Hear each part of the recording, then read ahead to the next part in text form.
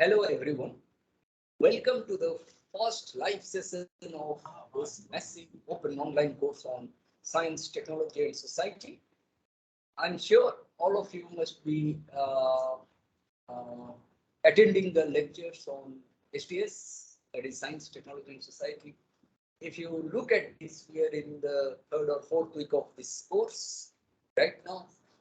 It is a 12-week course, 3 months, a 3-month course spanning over 30 lectures. And right now you are in the midst of third week of this course. If you look at the way this course has been designed and has been run and rerun over a period of time, you will find that we started with certain thematic preliminaries about the ways in which various forces of production, namely technology, science, and society, are conceived of. Technology is the medium through which human beings have been interacting with nature. When I say nature, it includes both natural as well as social phenomena. And when I say science, science may be an inquiry, maybe a method, maybe an institution, maybe an ideology, and so on. When I say science is an inquiry, science is an inquiry into the nature and limits of a particular knowledge.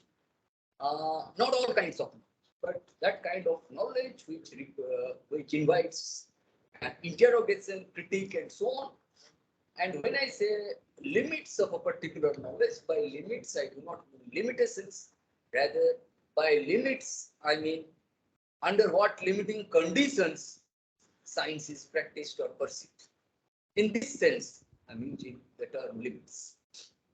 That's extremely important to understand and how technology and science interact with our economy, our culture, our polity, and so on.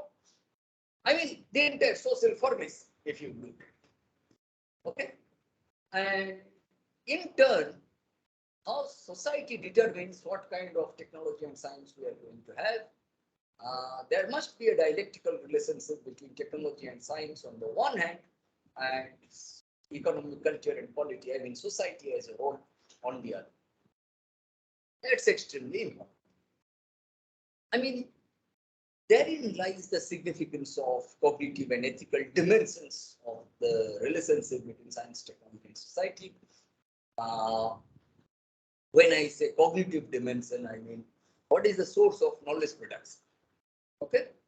And when I say ethical dimension, I mean the kind of knowledge that we have produced, whether uh, it has wider accessibility, wider equity, wider sustainability or not. Okay, that's why if you look at the way philosophy uh, was divided prior to the 19th century, the way philosophy was divided into two parts. One, natural philosophy, and two, moral philosophy. Natural philosophy is nothing but science in the present sense of the term. In fact, prior to the 19th century, science was known as natural philosophy. And, and moral philosophy is nothing but ethics in the present sense. Natural philosophers or scientists. I mean, the term science was coined by William Whewell in the 19th century. Prior to this, it was known as natural philosophy. I mean, studying nature. And moral philosophy, studying the mores, studying the norms, value systems, and so on. Natural philosophers or scientists in the present sense of the term are engaged in epistemological questions, whereas moral philosophers are engaged in ethical questions. Then what is epistemology?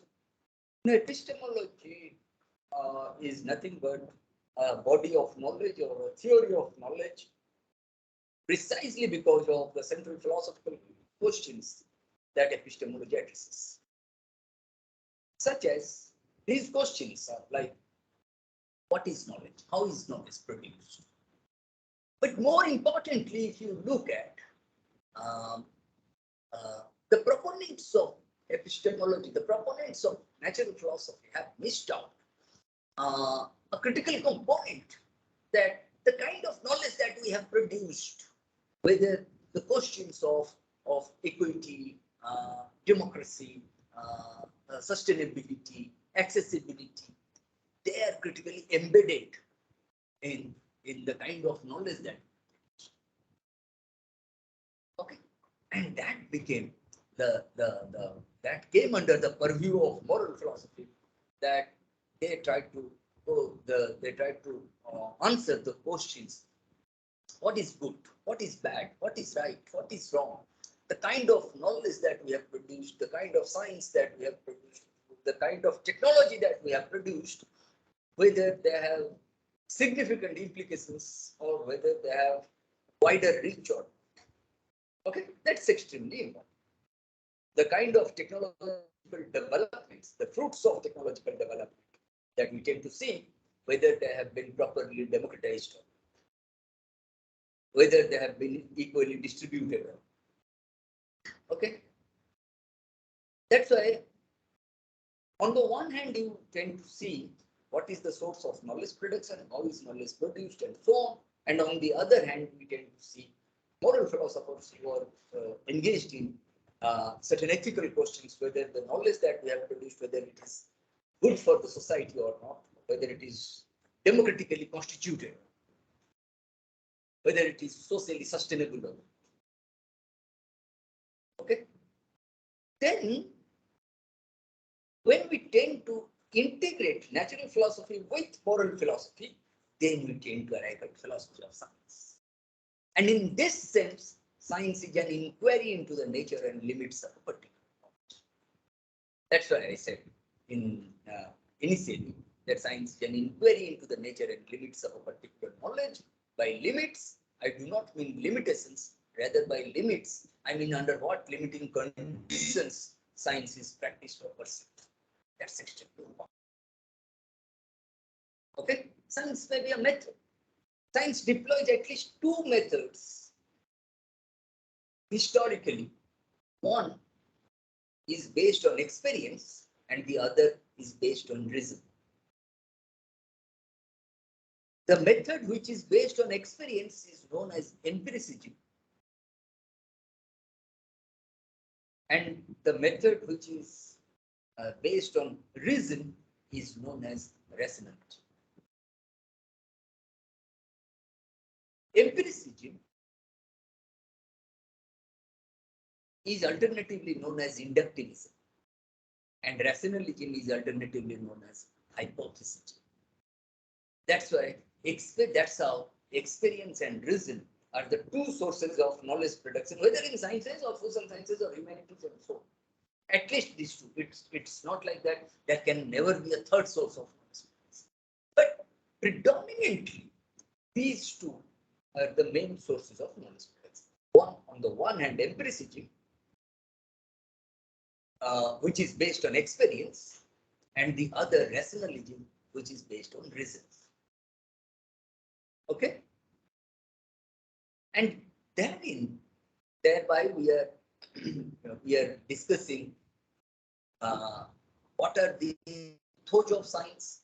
I mean, universalism, communism, disinterestedness, and organized skepticism. There are four types of theory of science, according to Robert King Merton.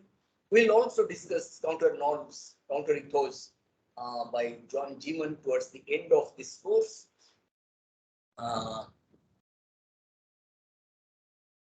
And then, I mean, when I say ethos of science, I mean effectively tone complex of values and norms, which is held to be binding on the man of science, on the practitioner of science. Okay? And these ethos of science are expressed in terms of prescriptions, proscriptions, preferences, and permissions. Okay? And then we have, I mean, we have already, I think we must be learning through the methods of science that inductivism, hypothesism, and positivism. I mean, there are, I mean, the question, what is the method of science, is as old as science itself, from the 17th century to the 19th century, philosophers of science, historians of science that attempted to uh, answer this question, this famous Aristotelian question, what is the method of science? And two rival responses emerged in the form of inductivism and hypothesism from the 17th to the 19th century. And the late part of the 19th century and the early part of the 20th century was dominated by positivistic school of thought, that positivism suggests that that science is distinct from all areas of human activity or creativity because it possesses a method unit. That there is only one single method common to all sciences, irrespective of their subject matter. That is methodological knowledge. That the method of science is the method of induction, that is inductivism. That the hallmark of science lies in the fact that all scientific statements must be systematically verifiable. That is systematic verifiable. If I say this is a computer, this is a fact. If I say this computer looks beautiful, then I add value. I mean, it may appear beautiful to me, it may look beautiful to me, it may not look beautiful to others. I add value to it. This is not a factual statement. This is a computer, this is a fact. But this computer looks beautiful or ugly, then I add value. That's why there lies a dichotomy between opposed categories between fact and value. And science believes in facts, not value systems, according to the positivistic schema, not according to all perspectives on science. Okay. Positivism also suggests that observation leads to theory generation, but not the other way around. There is a unilateral relationship between observation on the one hand and theory on the other. I mean, observations lead to theory generation. Theory doesn't lead to observations, according to positivists. In other words, theories are observation dependent, whereas observations are theory independent. Okay. Likewise, we have discussed the central tenets of positivism, how observations presuppose theory, and then we have discussed the methods of the logic of scientific discovery by Karl Popper, and then Thomas Kuhn's The Structure of Scientific Revolutions, and then Paul Feyerabend's Against Method. Okay. Then what we are going to do in the weeks to follow, we are going to discuss inequalities in science in terms of rewards and recognitions, how very few scientists are endowed with, very few scientists are on top. Okay, it is a pyramid structure within science. You will find that a very few scientists on top, they are endowed with all sorts of rewards and recognitions, and many of the scientists, engineers, technologists at the bottom, their work often gets unnoticed, unrecognized. I mean, the kind of in-depth personal interviews that and his wife, Harriet Zuckerman, they carried out with many Nobel laureates in the United States and European Union, especially United States of America, that it shows that the kind of inequalities persist in the world of science in terms of rewards and recognitions, in terms of intellectual property rights. Okay. In the case of ownership and control over technological innovation. That's extremely important. And then what we are going to do after inequalities in science, we are going to discuss technology as knowledge,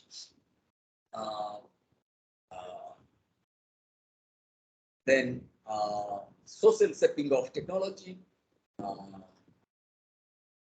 and then science and technology policies in India, starting from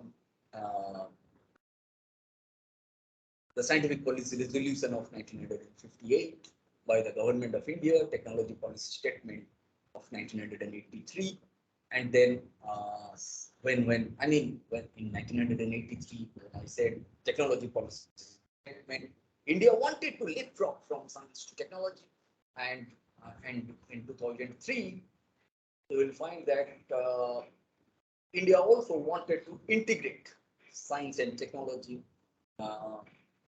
And that's how you will find in 2003,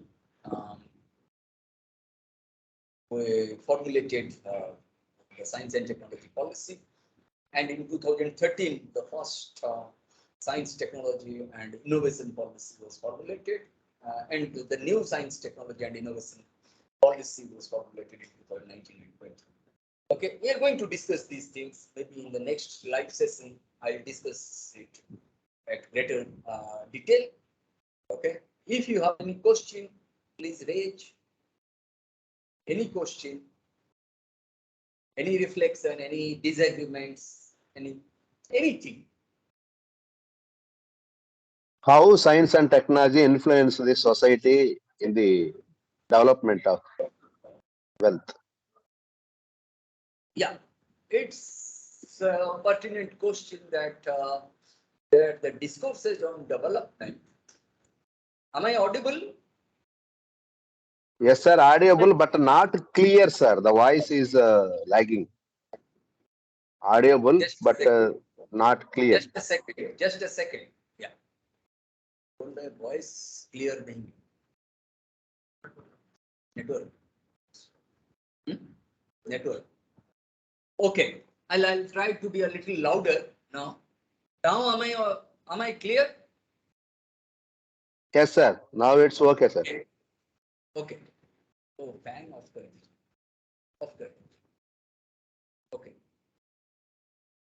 Okay. Now let's see if okay. Now let's see if I'm clear or not. If you look at the discourses on development, okay, there are many forces of production which have contributed enormously to the debates on development. Am I audible now? Clear now? Yes, clear, sir. It's clear. Okay, thank you so much. I think because of the fan, it does not come proper. Okay, thank you so much. If you look at the discourses on development, various forces of production have contributed enormously to the development trajectory, and science and technology are no exception to this. In fact, technology, in more ways than one, has changed our intellectual and political consciousness. And in turn, our intellectual and political consciousness also has changed the way in which we tend to view technology. Okay, that's why I said technology is the medium through which human beings have been interacting with nature by taking the perspective from political economy, historical sociology, philosophical anthropology, and so on.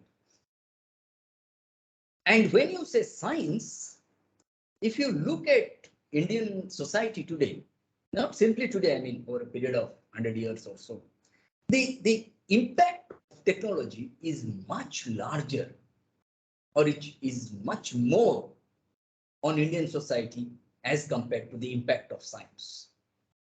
Because technology, for a layman, there is a direct interaction. When I say science, it involves critical thinking, rationality, reasoning capacity, decline of the influence of religion on public life, industrial revolution, European enlightenment, and so on. And that's how, if you look at development of educational institutions, medical healthcare, I mean, all sorts of social security measures, technology and science have contributed immensely to the development of our economy, culture, and polity. Look at the ways in which now we are discussing, we are trying to interact with each other. I mean, technology plays a major role, right? Mr. Uday Bhaskar? Yes, sir. Yes, sir. Yeah. Is it clear? Yes, sir. It's clear. Okay. Okay. Thank you so much. Is there any other question? No, sir. Already answered the two assignments, and the third classes is searching for the answers. Sir. Third assignment is also is released by you. Yeah, it I will am be done. Definitely. It will be I am done. pursuing the as a research scholar in SV University of Andhra Pradesh, Chittoor district. Okay. You are from Chittoor. Hmm?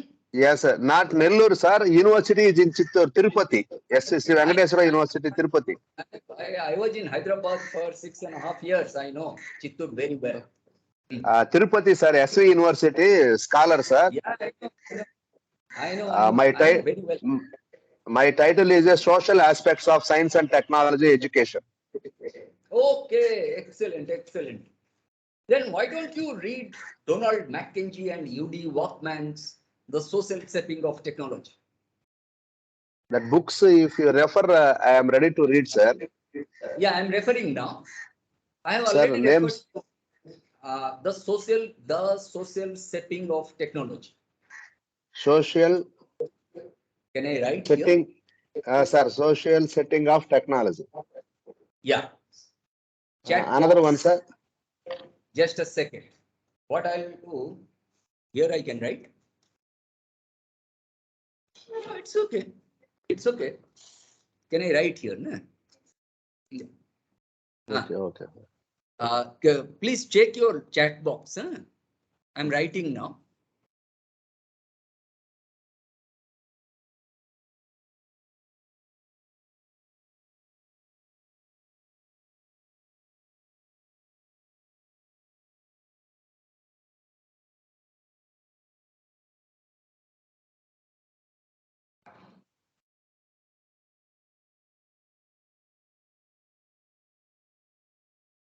Just see if it is visible or not. Not visible, sir. I wrote No, one no. name, sir. Social settings of technology. Not all. Look at your chat box. Chat box. I opened, sir, but Okay. The social shaping of technology, edited sir, by Donald sir, McKay and U.D. Walkman. Judy Walkman. Judy Sir, Walkman. WAJCMAN. okay, sir. Okay. You can Okay, look thank you, at sir. this. You can look at uh, Krishan Amazon. Kumar's writings. Krishan Kumar, Christian Kumar. Manuel Castles, Christian Kumar and Manuel, Manuel. Manuel, Manuel Castles, Sir, C Kessels. A S Castells. Yes, sir. Okay. Look Okay, at sir. these works. I mean, David Lyon, Lyon. David. Lion. I mean, I used to call him Leon. Then when Yes, I sir. met him in Sweden, in Gothenburg, he said, Sir. "No, my surname is not Leon. My surname is Lion." I said, "Okay, Liar. okay, Lyon." Okay, sir. Because we Indians, we don't know how to pronounce those Firangis names and surnames, right? Yes, sir. We are not the foreigners, no, sir. We are Yeah, incorporate right, that language. right. That's why I'm very poor with pronunciation. Okay. No, sir. Last year also, I heard the recorded videos of you, sir, but I am not able to write the exam. This year I am going to take the exam also, sir. Yeah. Please do that. Is there any other question? from anybody else?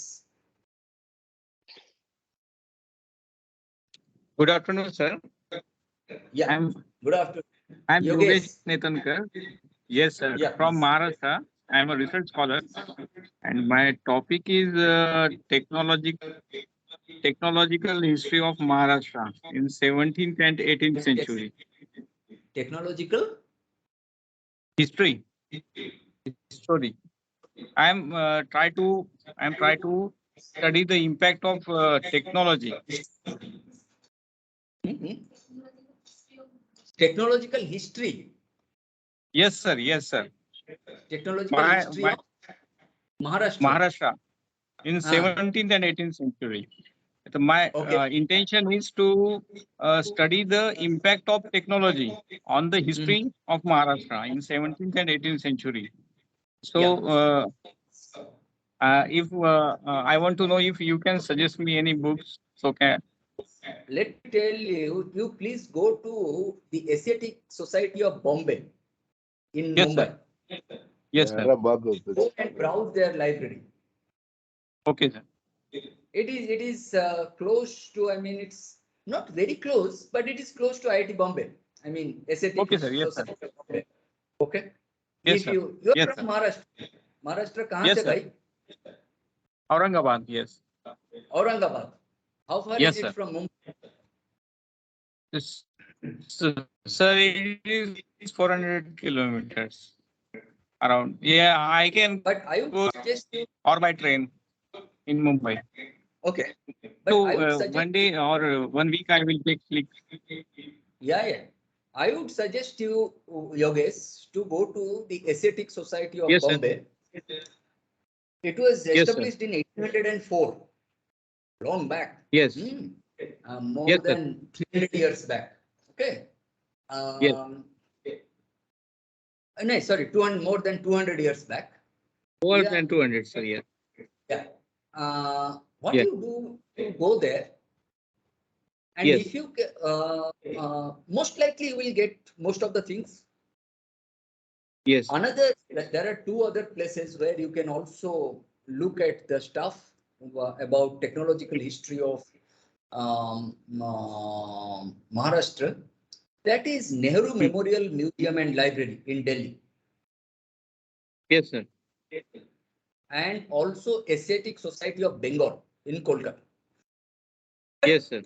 But my first humble submission, my humble suggestion, Yogesh, to you is that please first visit Asiatic Society of Bombay. Yes, sir. Yes. Yes, sir. In the entire Western India, how it went ahead with, I mean, Maharashtra, if you look at the geographical, cultural, economy of Maharashtra, uh, Maharashtra is still, even today, it is the economic Yes, sir. capital of, I mean, Mumbai is the economic capital of India, right? Yes, sir. And Yes. Mumbai, Delhi, Chennai, Kolkata, the British were very much interested precisely because they are port towns. I mean, Yes. commercial activities were possible through Mumbai, Chennai, Kolkata, and okay. And the Yes, sir. way Asiatic Society of Bengal was established in 1784, and then after 20 years or so, in 1804, the Asiatic Society of Bombay was established. I still feel that you will get enormous material on technological history of Maharashtra. Yes, sir. Yes. Yeah, Thank you very much, sir. yeah. You can look at certain works by Deepak Kumar, Kapil Raj, Roy MacDonald on Science and the Raj, Science and Empire, reception of modern science in India. Um, Maybe how there was alliance formation between science, politics, and industry in India. Long back, I wrote a paper in 2005 or so debates on science and technology in India, uh, alliance formation between the scientific and political elite during the interwar period. Interwar, I mean that between the First World War and the Second World War. But to build that material, I had to look at certain archival materials, Indian Science Congress Association, Indian Science News Association, Science and Culture journals, and so on, to situate those that alliance formation within the debates of SLT in India. That I wrote in Social Scientist long back. You will find it in JSTOR also.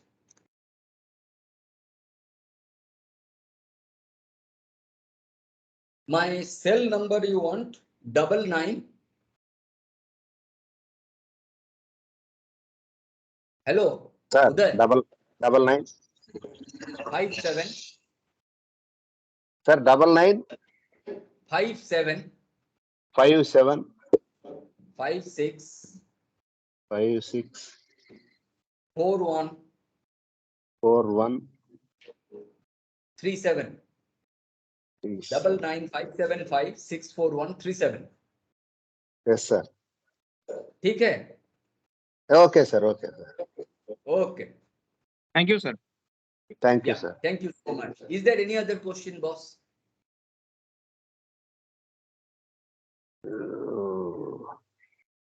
Sir, in secondary schools, how science and technology influence the students among secondary education? You see, it is up to not simply students actually. Sir. It is based on the kind of curriculum that you have. Yes, sir. Yes, sir. Okay, secondary curriculum. Secondary curriculums, teachers recruitment. Yes, It all sir. depends on these things. I mean, what kind of recruitment policies that you have, Sir. right? Yes, sir. It's very important, right? Okay.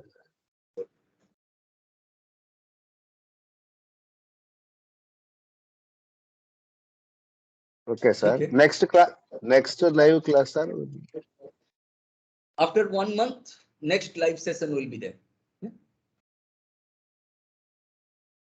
Yes, sir. Okay, After sir. 1 month. Yeah. Okay. Thank you, sir. Thank you, sir. Thank you. Thank you so much. Thank you, sir. All the best. I hope Thank you, all of you will do well in the examination. I'm sure you all are very bright students. I hope all of you do well in Sir. life, in research, in academic pedagogic works, and so on. All the best. Thank you so much. Thank you, sir. Thank you. Bye. Thank you, sir. Bye. ठीक है, बंद कर दीजिए।